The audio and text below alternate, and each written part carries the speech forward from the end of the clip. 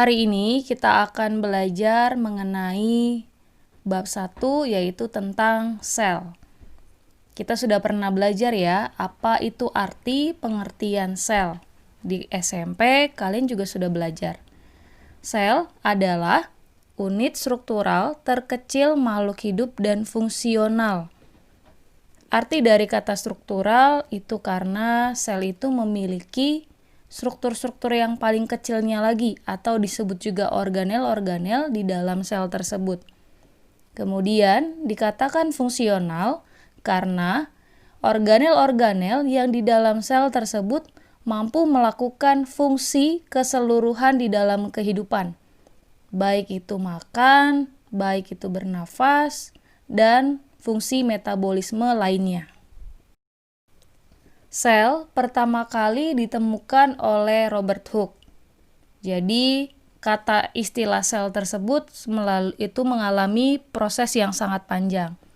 Pada saat itu, Robert Hooke itu sedang mengamati sel gabus di dinding sel tumbuhan. Jadi sedikit keterangan, sel gabus itu ditemukan pada tumbuhan yang sudah mengalami meristem sekunder, yang sudah mati begitu ya, dan mengalami penebalan epidermisnya. Nah, Robert Hooke mengambil bagian sel gabus tersebut, kemudian melihatnya di bawah mikroskop sederhana buatan Robert Hooke. Jadi ia melihat ternyata hanya ada ruangan kecil kosong, kemudian dia menamakannya adalah sel, yang artinya kamar-kamar kecil atau ruang-ruangan kecil. Akhirnya disebutlah sel atau bahasa Latinnya cellula. Ilmuwan yang kedua itu adalah Antony van Leeuwenhoek. Ini adalah ilmuwan yang pertama kali melihat sel hidup. Kalau tadi yang pertama kali menemukan kata sel adalah Robert Hooke. Kalau Antony van Leeuwenhoek ini, dia pertama kali menemukan atau melihat secara langsung sel hidup. Itu ya, yaitu dari alga, Spirogyra, dan juga bakteri. Jadi sebuah tetes air, kemudian dilihat di bawah mikroskopnya, ternyata ada banyak sekali kehidupan di dalamnya, yaitu mikroorganisme yang hidup di dalam setetes air tadi. Sejak penemuan Robert Hooke dan Antony van Leeuwenhoek ini, akhirnya banyaklah para ilmuwan yang berlomba-lomba untuk mencari tahu. Salah satunya adalah Jean-Baptiste. Jean-Baptiste ini mengeluarkan pernyataan, jadi kalau semua makhluk hidup itu tersusun dari kumpulan sel-sel. Ada lagi Rudolf dan Johann. Jadi Rudolf ini menyatakan kalau individu itu merupakan kesatuan dari sel-sel. Ini berangkat dari pernyataan Jean-Baptiste tadi. Terus ada Henry. Nah, Henry ini menyatakan juga kalau sel itu merupakan elemen yang sangat penting dalam organisme. Intinya sama ya, bahwa makhluk hidup tersusun dari sel. Kemudian Theodor dan Jacob, ini Theodor dan Matthias ya. Matthias Jacob ini menyatakan kalau sel merupakan unit dasar kehidupan. Dia jadi menyimpulkan dari pernyataan Jean, Rudolf, dan Henry. Kemudian ada lagi Felix. Felix menyatakan adalah kalau ada cairan di dalam sel hidup itu, dan itu merupakan bagian yang paling penting, tapi belum tahu nih namanya apa. Lalu Johannes melakukan lagi penelitian lanjutan dan akhirnya memperkenalkan nama cairan di dalam selnya adalah protoplasma. Kemudian ada lagi ilmuwan bernama Max, ini berpendapat bahwa protoplasma itu merupakan struktur dasar dan juga bagian penting. Jadi mirip ya seperti Felix tadi. Dan kemudian ada Rudolf. Nah, Rudolf ini yang bilang bahwa sel itu berasal dari sel sebelumnya. Artinya, sel yang semakin banyak itu atau meningkat itu berasal dari sel sebelumnya yang mengalami proses pembelahan. Kemudian ada lagi Robert Brown. Kalau Robert Brown menyatakan bagian yang paling penting yang mengatur seluruh aktivitas sel itu adalah inti selnya atau nukleus. Kemudian ada R. Strasburger, ini adalah juga bilang bahwa inti sel itu berasal dari sel sebelumnya, tadi ya, melalui proses pembelahan. C. Bernard ini seperti menyimpulkan dari Robert Brown. Jadi inti sel itu adalah struktur yang paling sangat penting. Yang terakhir ada Bapak Gregor Mendel. Jadi Bapak Gregor Mendel ini menyatakan bahwa sel itu merupakan satu-satunya unit hereditas yang mewariskan sifat genetik. Itulah dia sejarah penemuan sel dan teorinya.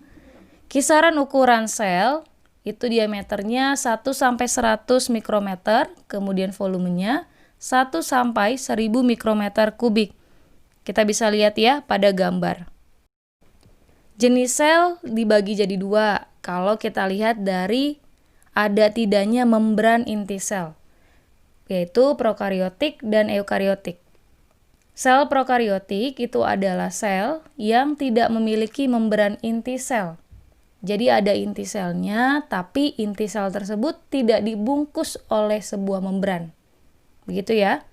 Kemudian contohnya itu adalah Kingdom Monera atau bakteri. Kemudian sel eukariotik itu dari kata eu, itu adalah sejati. Kariotik itu dari kata karion, yaitu inti. Jadi inti selnya sejati. Artinya sel eukariotik itu adalah sel yang memiliki membran inti sel. Inti selnya dibungkus oleh sebuah membran. Contoh dari sel eukariotik itu adalah protista, fungi, plantae, dan animalia. Pada gambar ini adalah sel tumbuhan.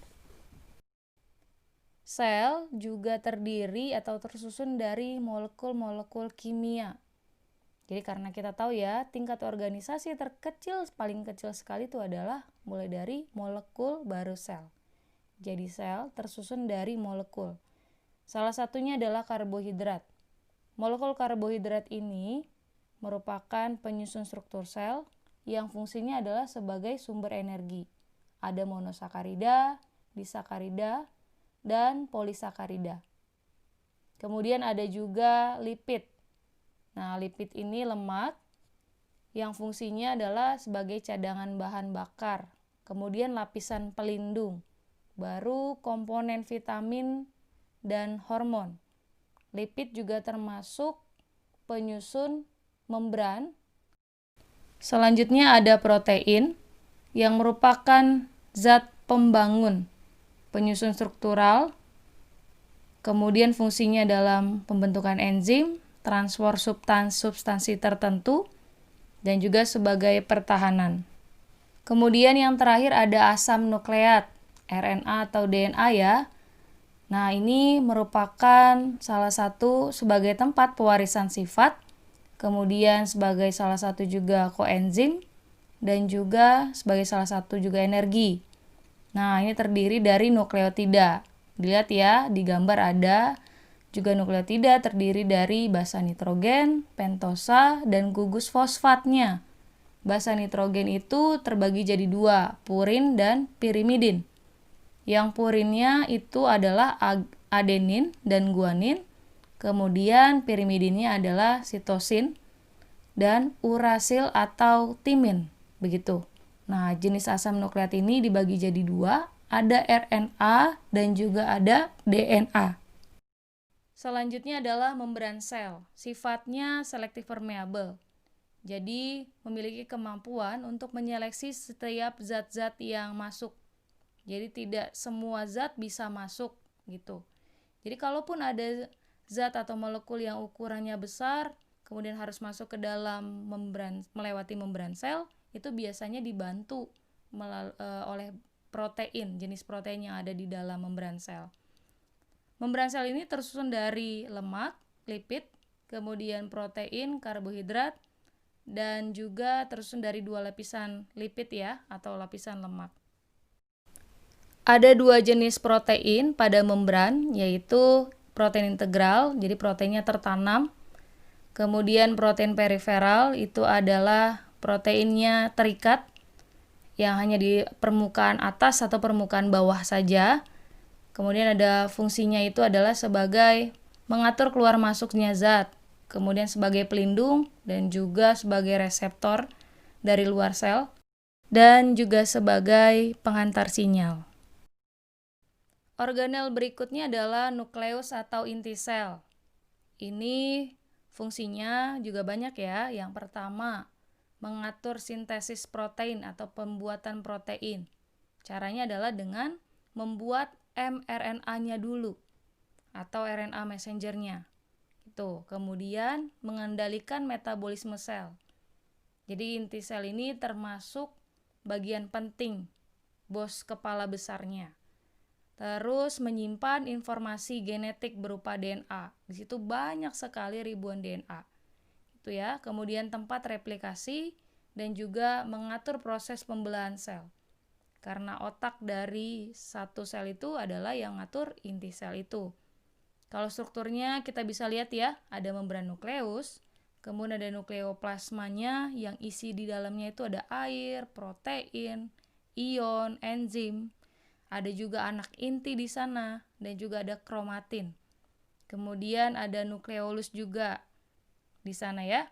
Dan kalau nukleus ini hanya ada pada saat sebagai tanda transkripsi saja. Jadi pada saat proses pembelahan, begitu. Selanjutnya adalah sitoplasma. Ini cairan yang dianggap penting pada ilmuwan dalam proses penemuan sel tadi ya. Nah, sitoplasma ini isinya banyak. Air, protein, asam amino, semua unsur-unsur zat yang dibutuhkan dalam proses metabolisme ada di sana. Jadi fungsinya karena dia cairan yang kental begitu ya, bentuknya seperti itu. Kemudian fungsinya itu jadi tempat organel-organel sel berada dan juga sitoskeleton. Kemudian adanya tempat terjadinya reaksi metabolisme sel juga. Tadi kenapa di sana? Karena ada zat-zat yang dibutuhkan untuk proses metabolisme. Kemudian juga tempat terjadinya pergerakan.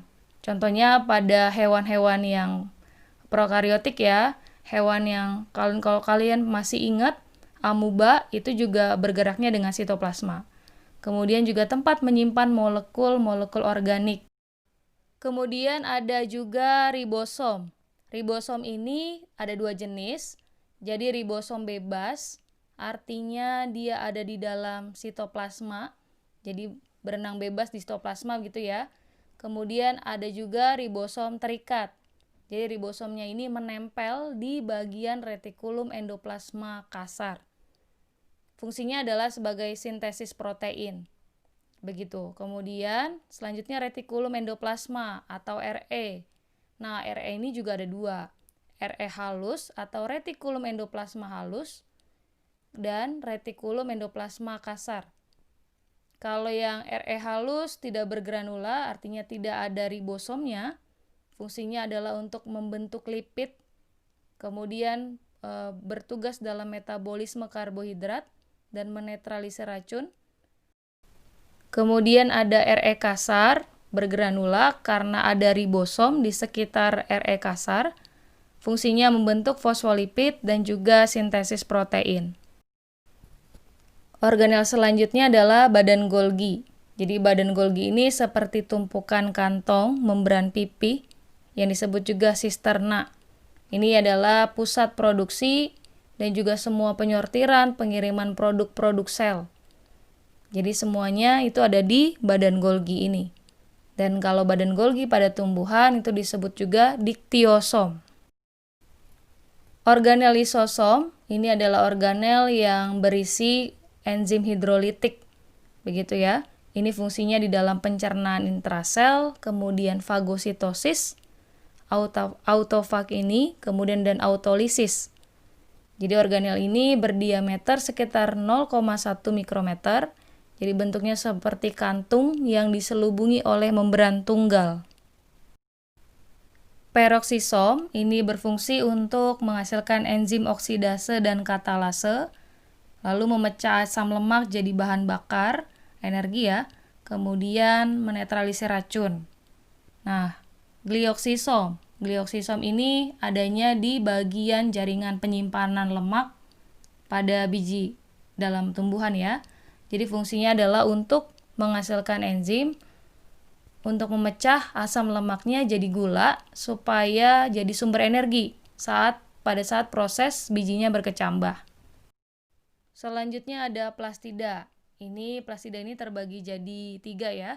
Ada leukoplas, kromoplas, dan juga kloroplas. Kalau leukoplas itu warnanya putih, kemudian dibagi lagi jenisnya, ada amiloplas, berarti menyimpan amilum, elaioplas, berarti menyimpan minyak, proteoplas, itu berarti menyimpan protein. Kemudian ada juga kloroplas, di mana di dalamnya terdapat klorofil, dan termasuk merupakan organel semi-otonom, karena ada DNA dan ribosom di dalamnya, sehingga bisa mengatur sendiri proses pembuatan sintesis proteinnya. Nah, ini ada bagian-bagiannya, ada tilakoid, granum, dan stroma.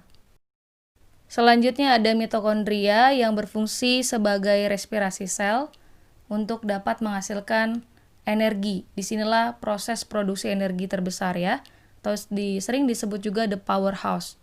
Nah, bagian kristal lekukan di dalam mitokondria itu fungsinya adalah untuk memperluas permukaan membrannya sehingga bisa meningkatkan nih produksi respirasi sel dan akhirnya juga energi yang dihasilkan banyak.